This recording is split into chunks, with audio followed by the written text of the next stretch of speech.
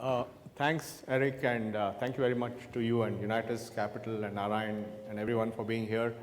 This was actually a talk I gave at Thai Leapfrog conference a few weeks back, and Eric suggested I do it again.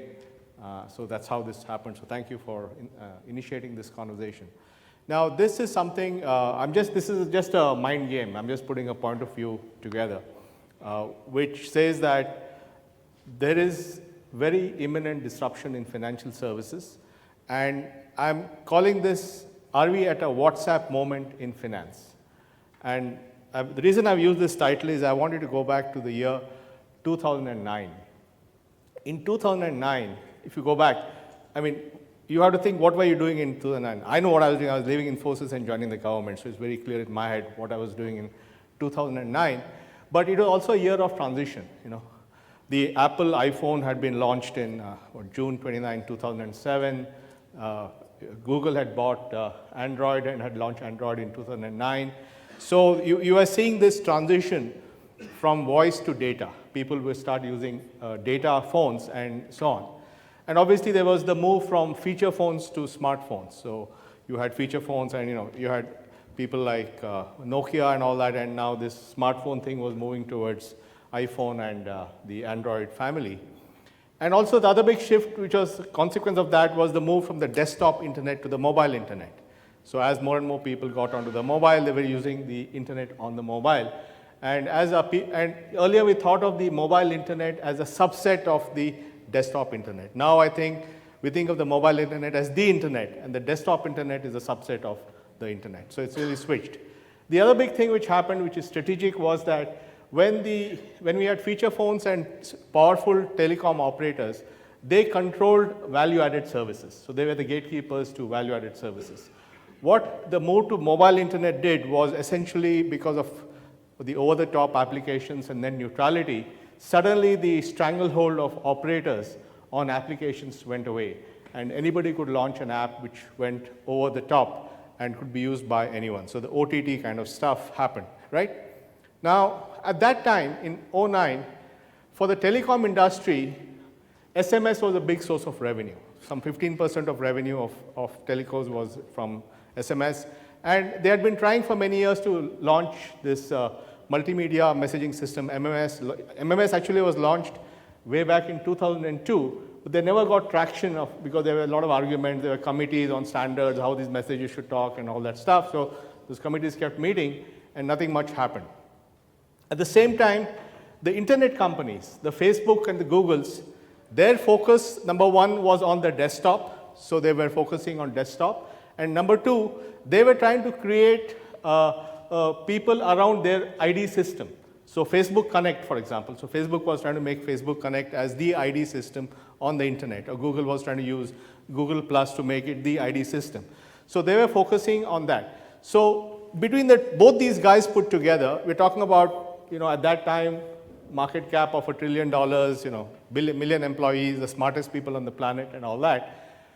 And then out of nowhere came WhatsApp. WhatsApp was a company set up by a Ukrainian migrant who grew up on food stamps.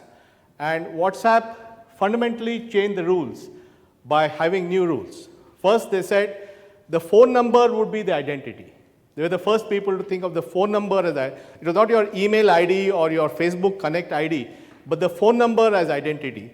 The moment they had the phone number as identity and you had a smartphone with a contact list, you had the address graph became the way that you could spread. The virality could come from the contact list. And they began by messaging only.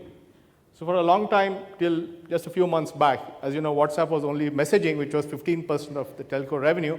Now, of course, they've brought in voice, and that's what is scaring the hell out of everyone. What will happen now? So this is the story of WhatsApp. So in 2009, there was a set of technology, innovation, regulation, change, everything, which created a window for a brand new company to create a messaging software. Now, what happened 5 years later? 5 years later, the number of SMSs sent by all the telcos on the planet, all of them, Verizon, AT&T, Telstra, Vodafone, you name it, is 20 billion SMSs per day. the number of messages sent by WhatsApp alone is 30 billion messages a day. In other words, one company with 40 employees is 50% larger in messaging than the entire telco industry put together. Now that's disruption, right? Somebody comes from nowhere, out of left field, and all these guys have all the money, all the firepower, all the intellectual horsepower, but somebody comes from outside and does it. And my thesis is that there is potentially a similar moment today in Indian banking. Now this moment may be taken by some outsider or may be taken by the incumbent, as Mr. Narayan will argue later. I don't care who, somebody is going to do it. But there is a moment, and I'll explain why that moment has arrived.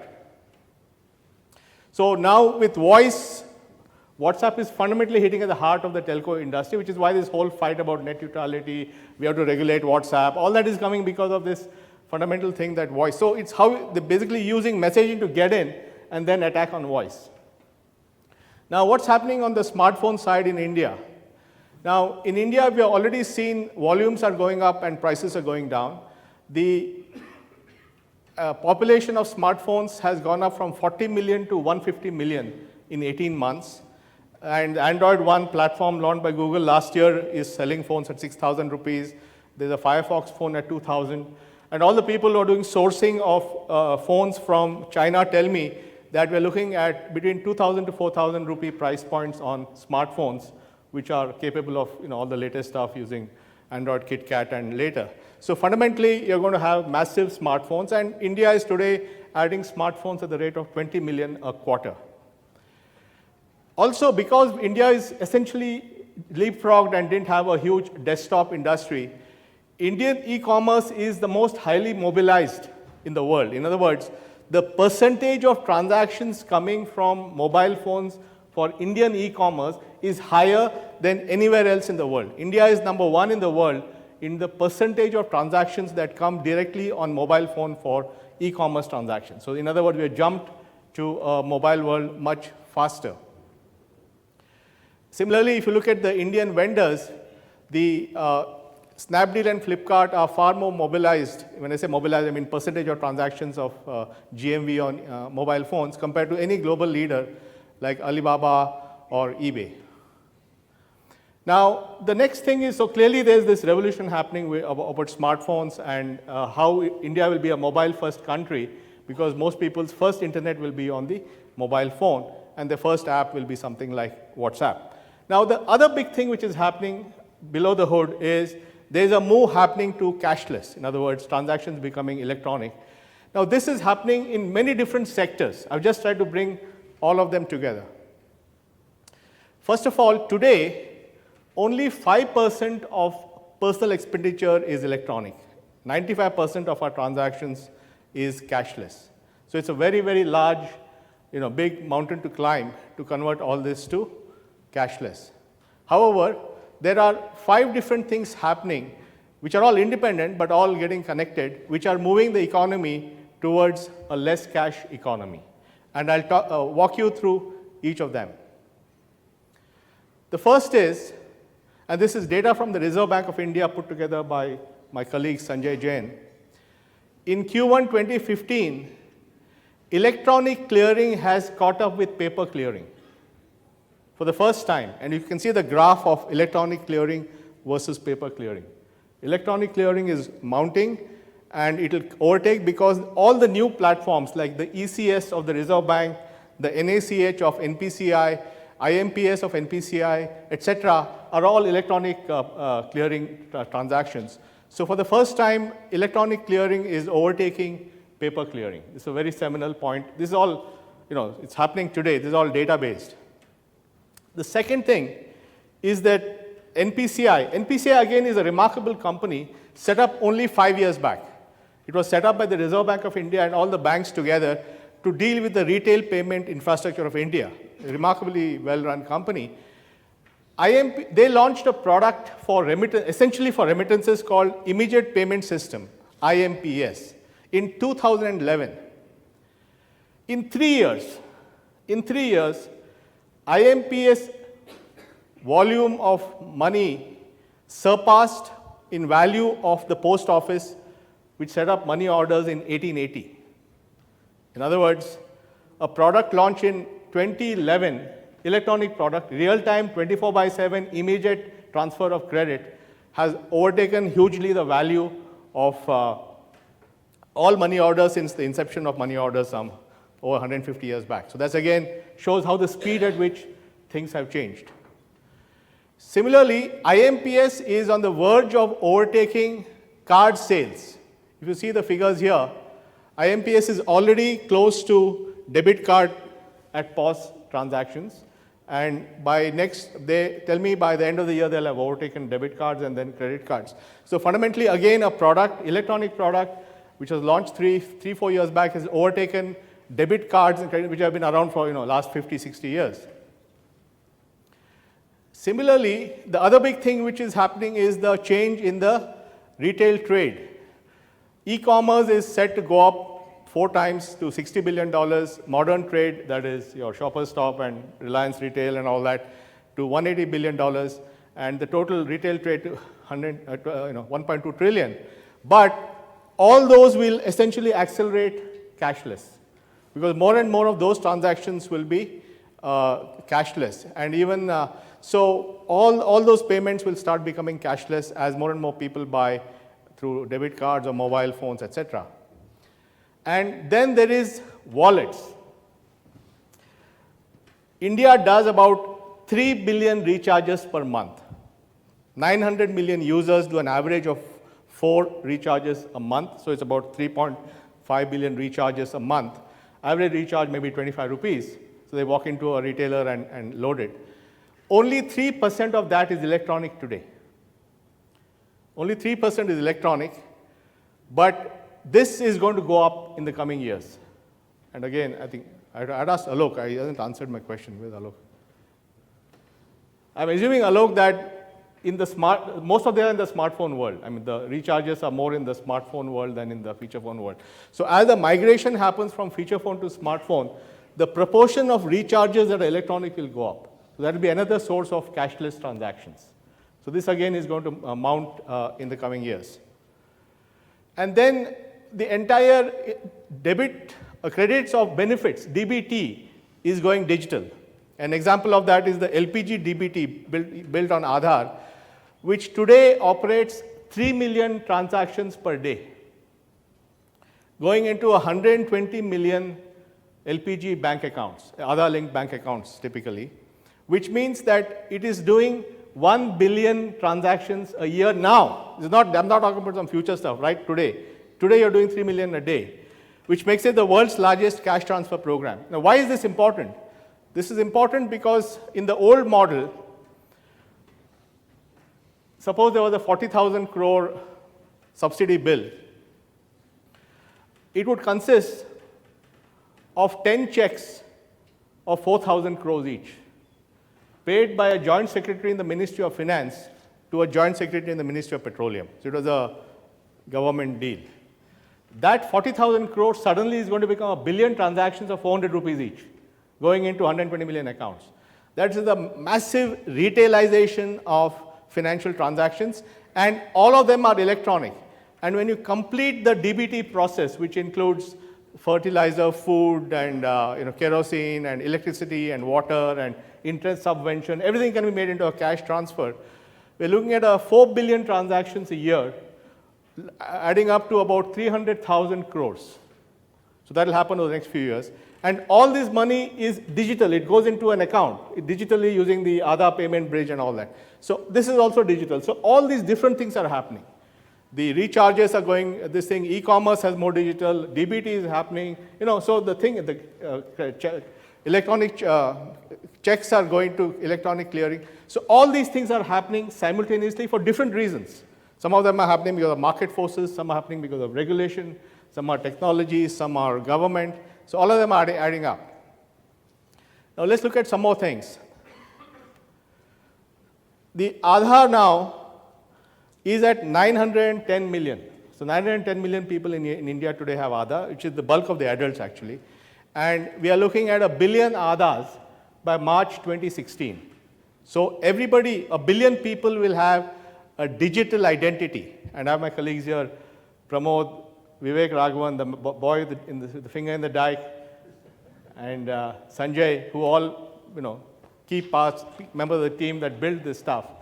So we have 1 billion people with Aadhaar, which gives you online authentication. So I can do an online authentication of identity and an online electronic KYC, where I don't have to do anything with paper. Instantly I can open a bank account. Instantly I can get a SIM card. Instantly I can get a pension.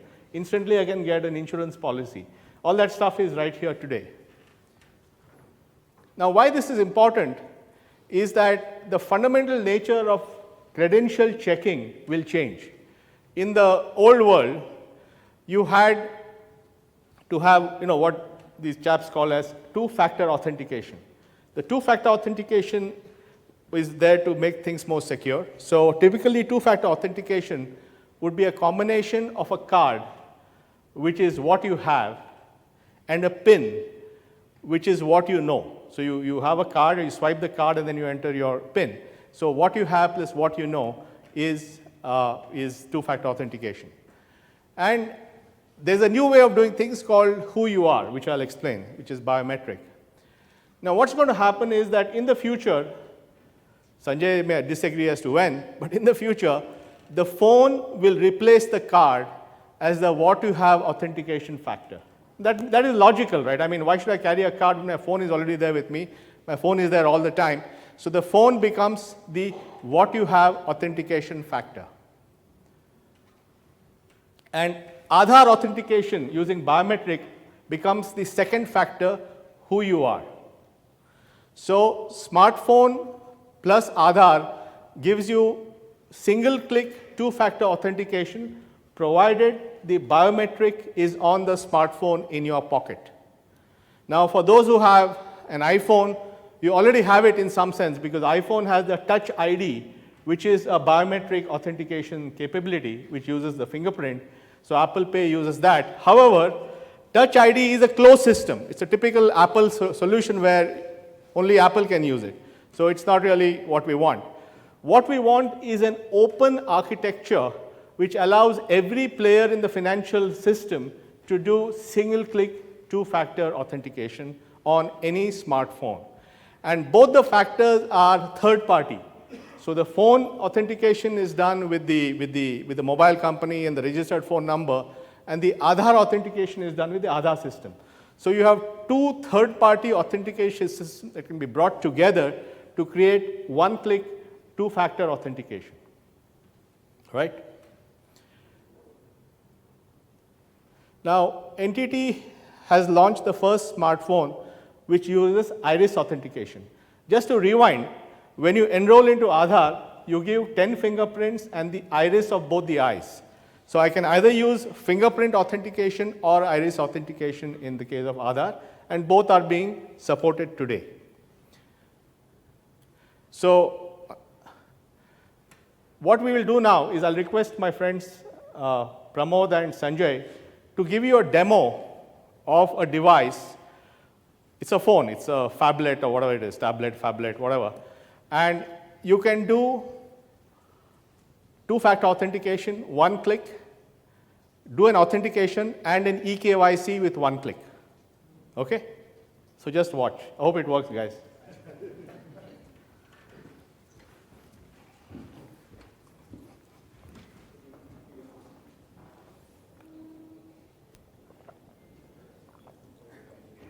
So what we have here is a phone which has an iris device built in.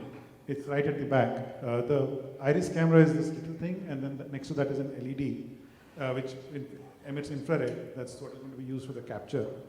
And this is on the back for an assisted mode operation, like you would see in a business correspondent use case. And we are currently testing these devices at the UID, where we have 2-3 different form factors, including smaller phones, front cameras that twist around. All of these form factors will come into being. And in the next 3-4 months, we hope that the cost of this device itself is just the cost of adding this to an existing phone, and that's going to be under 500 rupees. So depending on what phones the manufacturers choose to put it in, you can expect to see something at the 5,000, 10,000 rupee mark very soon. So now here we have a sample application that takes your Aadhaar number and does a eKYC. Unfortunately, I can't project it on the screen, but I'll capture this for Pramod. He's entering the Aadhaar number, my Aadhaar number. And actually But if you people think it's rigged, anyone with an Aadhaar number and come will do it for you.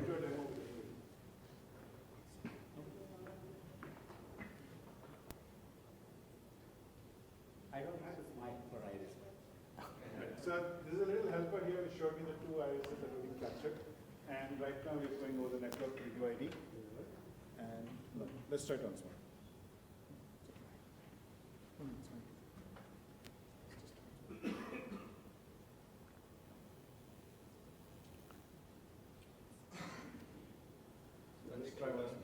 This is the demo jinx, I guess. Connectivity goes up.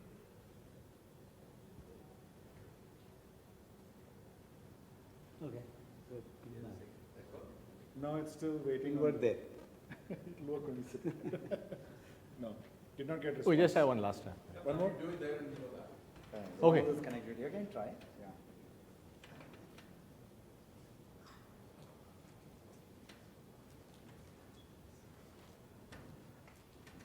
Did not get data last time.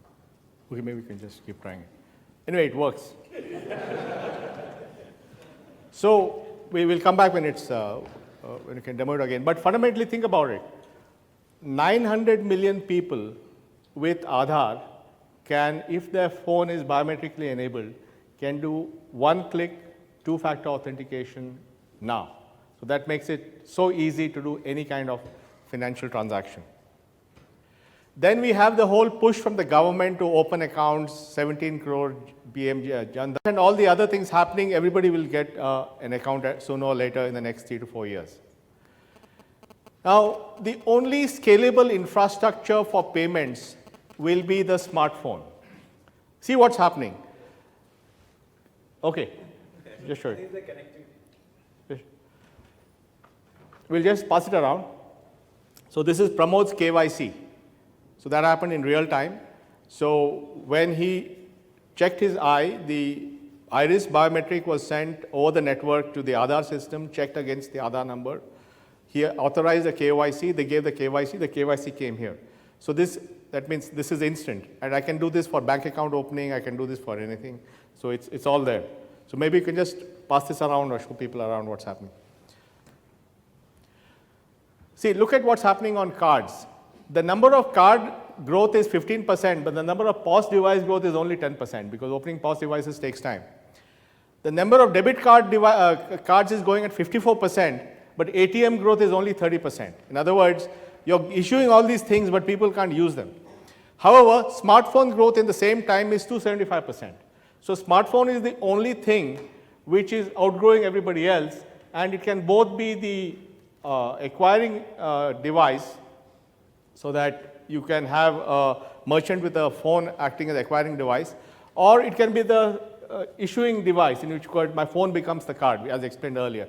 So fundamentally the phone becomes both the device at the retailer and the device in the hands of the consumer.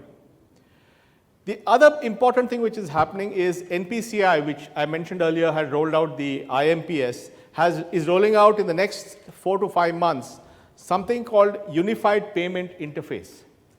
This is very important because today payment are in payment islands, because all these so-called payment wallets are designed for P2M transactions. So I have a Paytm wallet. Mainly I use it to buy, go on Uber or buy wherever a Paytm merchant takes Paytm. If I have a MobiKwik wallet, the same thing happens. If I have a Chiller wallet, same thing happens. So they're not interoperable. Now with the peer-to-peer UPI interface, all payment banks and regular banks, their accounts will become interoperable from mobile phone to mobile phone, any mobile phone to any mobile phone.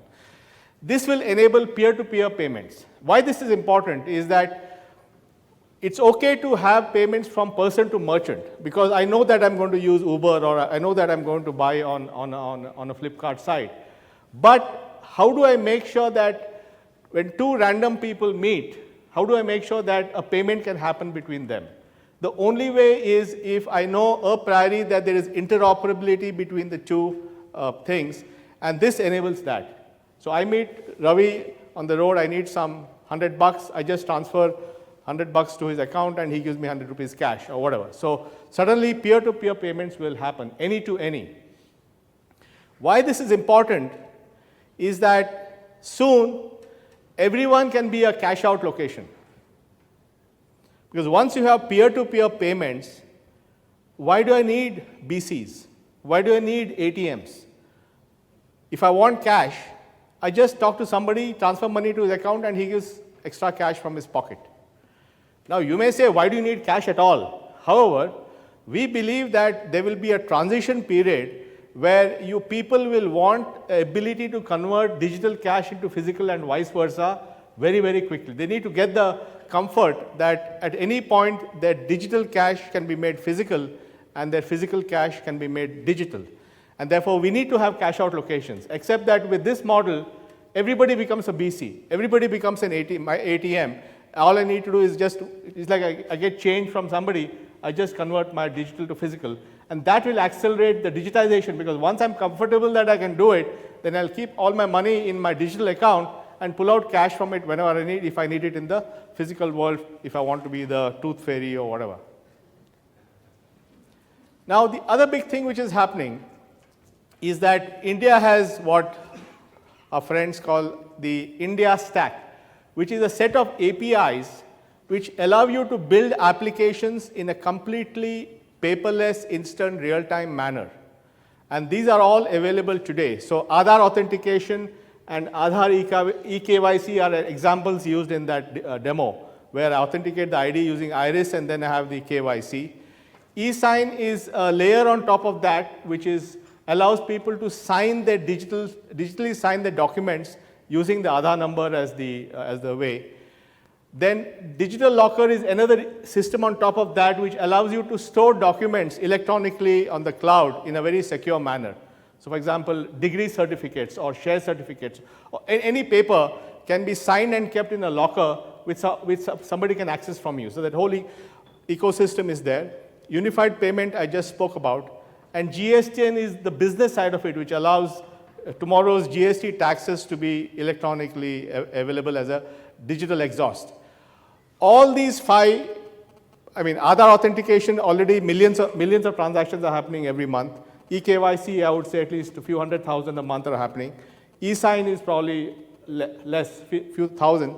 But all these are either deployed or getting deployed in the next 6 to 8 months. So suddenly you have, for the first time in the world, 5 layers of APIs, which allows you to fundamentally mix and match and do everything on your mobile phone. And then India as a country will go from being data poor to data rich in 5 years. What that means is that suddenly we are going to have an explosion of digital exhaust from various things. So a social activity on Facebook and Twitter and all that will give that data, commerce from all our buying transactions, payment from all our digital payments, all the paperless processes that get introduced, Aadhaar system itself. So all this is going to create a sudden tsunami of data which we have never seen before. So suddenly you're going to go from data poor to data rich in 5 years. And that, married to the sophisticated machine learning and deep learning and algorithms coming out, will essentially allow you to do things very differently in tomorrow's world, because you don't need, you can use all these data plus algorithms to figure out a lot of things. So for the first time, you have the ability to combine scale with personalization. Scale where you have 1 billion people, but personalization so each person gets a service that is unique to his needs, because we know his data stuff. So we call this cashless, paperless, and presence-less service delivery. Cashless, obviously, because we use digital wallets. Paperless, because all the documents are electronic. And presence-less, because today the friction to rapid adoption is you have to go and meet some guy. So to open an account, I have to meet some guy. To get a loan, I have to meet some guy. To get a certificate, I have to meet some guy. But why do you have to meet some guy? That notion is an old notion. But in a world where I can authenticate an identity, and I have his digital data, and I have algorithms, I can figure out whether this guy is worth getting a loan, or whether this guy worth hiring. I can do that without meeting him. And therefore, you come to what we call as presence-less service delivery. Don't laugh here. So this is doable again, right now. So what does this mean for banking, since that was the theme? Now already, for example, Federal Bank has launched an application where you can basically use the Aadhaar card, scan it, and open a bank account. So that's reimagining the process of onboarding of an account.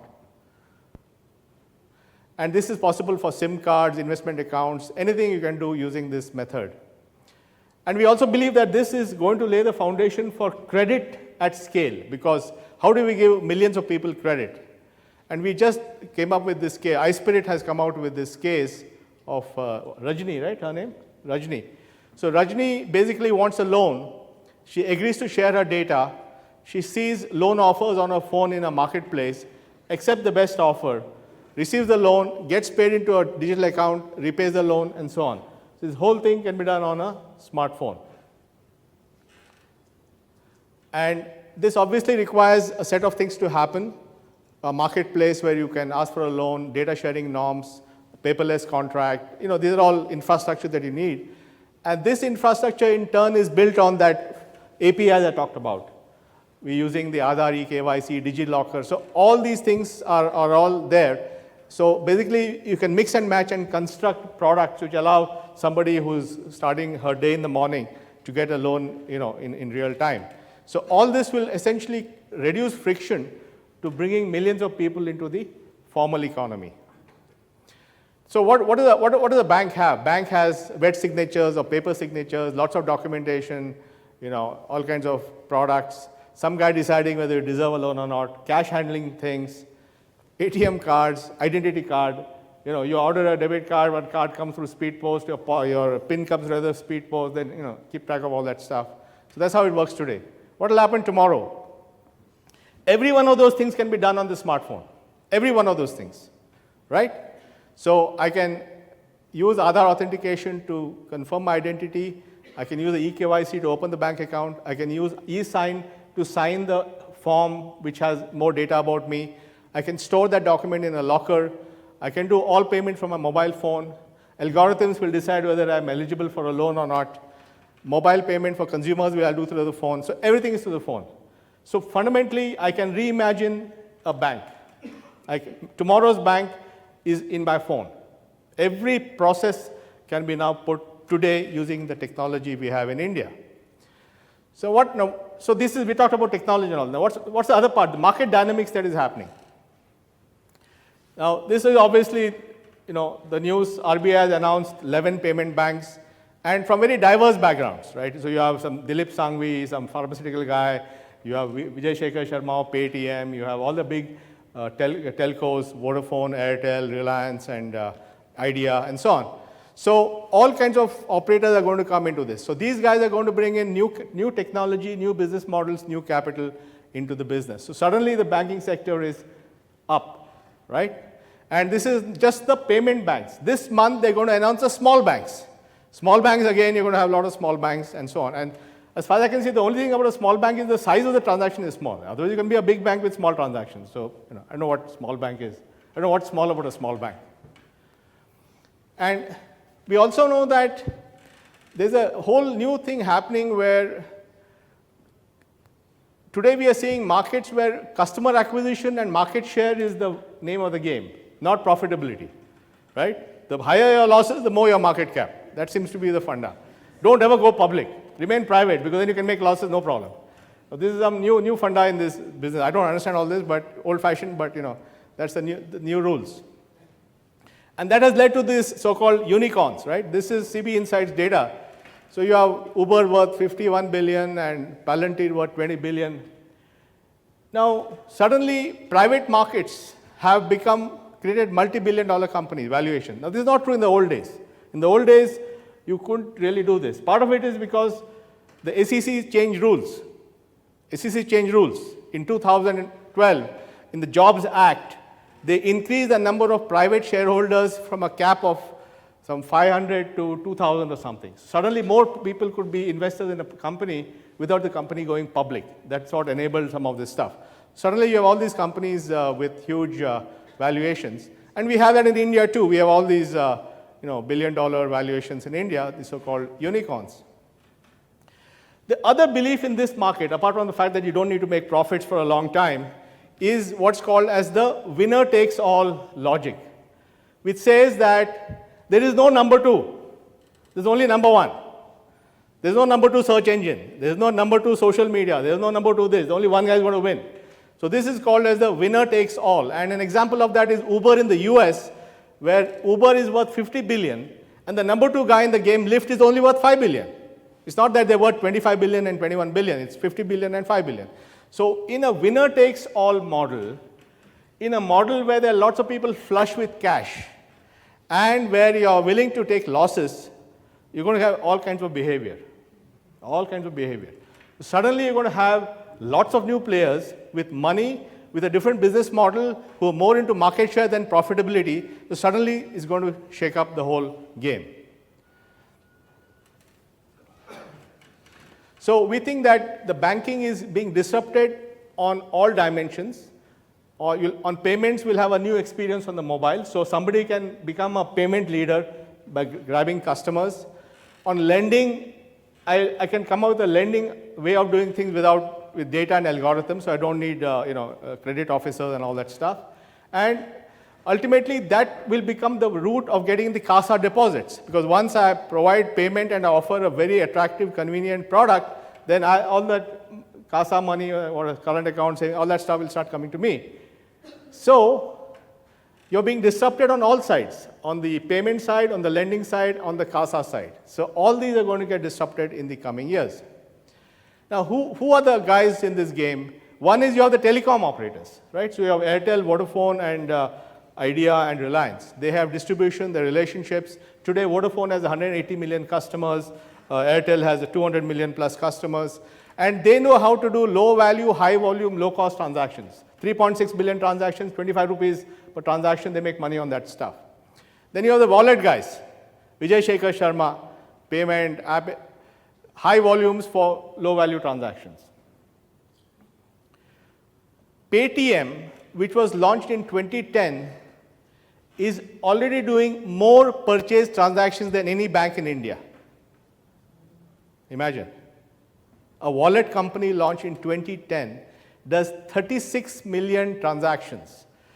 I'm not talking about value. Value may not be there. But volume, it's bigger than any of the banks. So you can see what can happen when somebody starts throwing money. Buy something for 1,000 rupees, you get a cash back of 1,500 or whatever. I don't know what the deal is. But anyway, 36 million customers.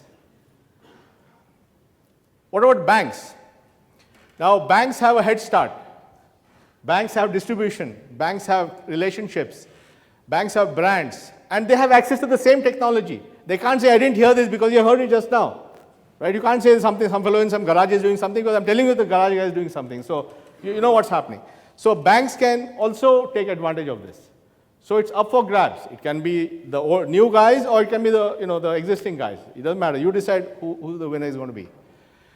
Now people say, this same old bullshit you're giving and all that. So, but a lot can happen in 5 years. A lot can happen in 5 years. In 5 years, I talked about WhatsApp. In 5 years, Skype became the largest provider of cross-border communication in the world using VoIP technology. In 5 years, Facebook went from 100 million to 1.2 billion users. In 5 years, Aadhaar went from a concept to 900 million. In 5 years, Uber drivers in the US went to 150,000. In 2.5 years, sorry, not 5 years. Right? So Uber is already doing millions of drivers, millions of trips. In 5 years, and you say, okay, this guy only talks about technology and all that. In 5 years, US oil production went from 5.5 to 9.6 barrels a day. And US is going from being an importer of oil to an exporter of oil, changing global geopolitics in 5 years. So, and again, technology, some horizontal fracking and, horizontal drilling, fracking, analytics, all that. Suddenly some guy goes into some, North Dakota and digs some well and takes out oil from the shale.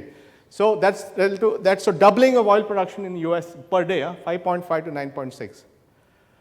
In 5 years, smartphone volumes globally went from 172 million to 1.24 billion, 10 times. Look what's happening in film. In 2014, there were 2 trillion digital images. This is, Snapchat, WeChat, Instagram, all these guys taking pictures around the place. The peak of film was 80 billion images in 1999. The 2 trillion images in 1 year is all the photos ever taken with film in the history of film since Eastman Kodak was set up in 1888. Think about it. In 1 year. So suddenly everything has changed. All this is happening in front of us. Airbnb has become the largest hotel chain in the world. They already have more rooms than Marriott or any of these big guys, Hyatt or anybody. So you can see that in many industries, you can have dramatic change in 5 years if the friction is removed from scale. Right? You guys are convinced? So to reiterate, 2015 for banking in India is like the WhatsApp movement in 2009 was for telecom. It's happening not because some guy is doing something, it's happening for a variety of reasons. There's government innovation with payment banks and Jan Dhan and DBT, environment changes with Aadhaar reaching 1 billion people, smartphone reaching 500 million people, technology innovation with one-click two-factor authentication on phones, new market innovations, SEC changes some rules so you suddenly have unicorns, capital flows, new players, so Jack Ma will come in, some Sohn will come in, Yuri Milner will come in, Jasper will come in, and design innovations, Aadhaar, eKYC, e-sign, the locker system, unified payment, all this is coming into the crucible at the same time. So this is exactly the same thing that happened in 2009 in telecom, except it's happening in 2015 in banking in India. I don't know whether the winners are going to be incumbents or challengers, but I do know that 1 billion people will benefit. Thank you very much.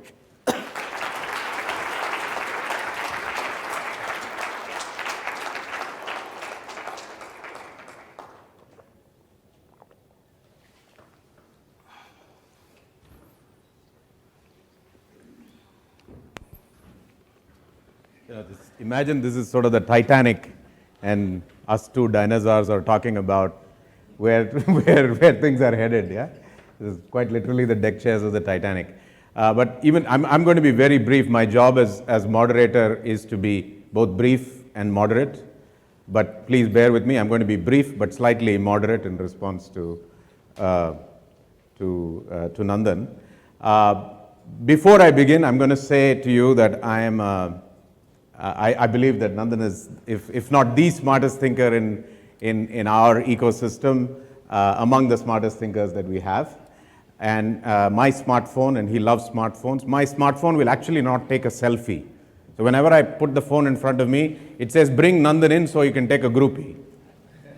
So I will start with that qualification on Nandan's words before I sort of quarrel with only one point, and that's the point about who will win and this whole business about unicorns. By the way, unicorns were a big biblical creation, so they were created about 2,000 years ago, and Eric may help me with which particular book of the Bible unicorns show up in. Some people believe that it was actually a real animal, somewhat resembling a rhino, but most people believe, at least in the last 2,000 years, that they are mythical. So I think you would want to keep that as a reference point on unicorns. So my quarrel, as I said, is not on digital banking. By the way, digital and banking. So the word banking survives. I have only 2 charts. One chart is on where we stand, and one chart is on evolutionary biology. So in response to Nandan, I would like to propose a slightly alternative title, and the title is, are we at a what's on tap moment in India financial services?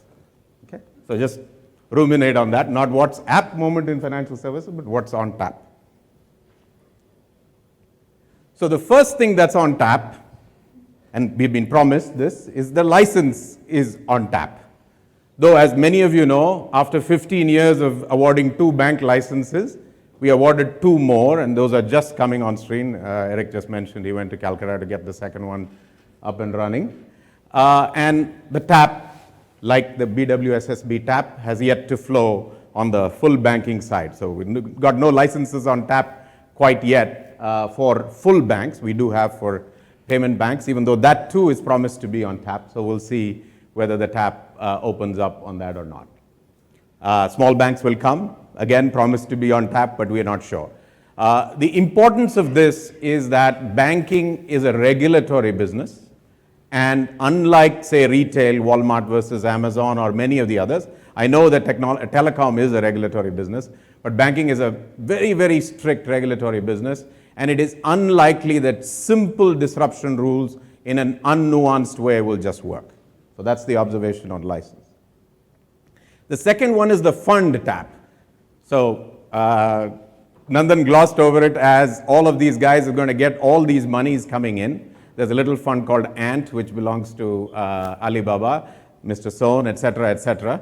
If they catch a flu, we were not sure entirely how the rest of these animals are going to behave. Of course, the telecom guys could potentially put their own money in. Certainly, Jio can put it in, and Airtel can put it in. By the way, Mr. Sanghvi is just a Uninor front, so it's not an individual. But the wallet guys are severely affected by whether the fund tap becomes a real tap or a BWSSB tap. Again, we heard the Whitefield view, everything is technology, technology will march on and conquer everything, right? But there is something called credit. And again, to indulge a moment of history, Arthashastra has bankers. There was bankers in Shakespeare, one guy called Shylock. There's bankers in the Medici bankers of Italy, and so on. So bankers have survived for at least 2,000 years, possibly more. But some technology companies, I don't know, young people among you may not even know that there was a company called DEC, there was a company called Silicon Graphics, there was a company called, Sun Microsystems. By the way, the campus of Sun Microsystems is now occupied by Google, Facebook. So obsolescence happens in technology at a severe rate, as we all know. By the way, when I went to college, the same college that Nandan went to, the DEC PDP-11 was, the absolutely best thing since sliced bread at that moment in time. And of course, nobody even knows where DEC is or was 15, 20 years ago. Have knowledge of credit and how to make it happen, and that will have to be one of the main ways in which they will have to mark their presence and keep their presence relevant relative to technology companies that are coming from the other side. And then the last, reach and behavior. I'm going to ask you a quick question. How many of you know your mobile numbers, your own mobile numbers? Okay, so I don't need you to show your hands. How many of you know your PAN numbers? How many of you know your Aadhaar numbers? You should look backwards. Yeah. Yeah. So 5 years, I would like to see whether you will know your Aadhaar number in 5 years. By the way, even for the eKYC, which worked after a fashion, you will need your Aadhaar number. So even though you need biometric, you actually need your Aadhaar numbers as well. Of course, it's easy to learn and so on, but I'm just saying that reach is not automatically equal to behavior change. Behavior change, as many of you from the microfinance world will know, there are gazillion microfinance customers within 200 feet of a regular bank, and they haven't entered the bank. So it's not merely a reach question, there's also a behavior question. And that's where I think the big rub between banks as a brand, banks as the ability to modify their own behavior in order to reach out to their customers, and ultimately for them to actually handle credit. It's all very well for, even if the money is there on the fund tap, for all these companies to sort of offer it out on loan. But when it comes back is the key question. You can always give out the loan, as we all know from banking. The question is, does it come back? And if it doesn't come back, you have what's called a balance sheet crisis. I'll end with only one chart, and that's a chart on evolutionary biology. The end of the Cretaceous period, 65 million years ago, was when the dinosaurs went extinct. The theory is, of course, that the asteroids hit the dinosaurs. It's very, very well known that the dinosaurs died of an extraterrestrial, became extinct of an extraterrestrial event. But there were many events in the Cretaceous period, which, by the way, spanned easily 50 to 100 million years, in which there were these attacks and dinosaurs survived. So we don't know much about the fact that pretty much 150 million years dinosaurs survived. Yeah? Number one. Number two, by the way, ants, just as a little side tour, since ant is a very important funding agent, ants were born roughly here. And they were sort of a small, inconsequential animal. Do we know them to be different? But anyway, they are a small, inconsequential animal. And they actually survived the great Cretaceous extinction and only really blossomed when flowering plants came somewhere here. So they were survivors, but what people don't know that the bigger extinction than the dinosaur in the Cretaceous period are little marine animals called ammonites. Did you know that? And ammonites are like these e-wallet kind of companies, right? And they were just washed out completely. In fact, the dinosaurs, there's a claim that the dinosaurs died because 75% of all species died, and 90% of that 75% of all species were marine, and that's why the dinosaur died. Now, interestingly, one of the survivors was a bird, or were birds. And they survived because of, you know what? Bird brains. I'm not kidding you. Bird brains. So today we think of bird brains as being really small, but in those days the bird brains were so much bigger than dinosaur brains that they actually survived the Cretaceous extinction. So my point is very simple. Any entity with a bird brain is going to survive this. So, and it's not a given that entities have bird brains, but any entity with a bird brain is going to survive this. It is about digital banking, not about technology unicorns taking over banking.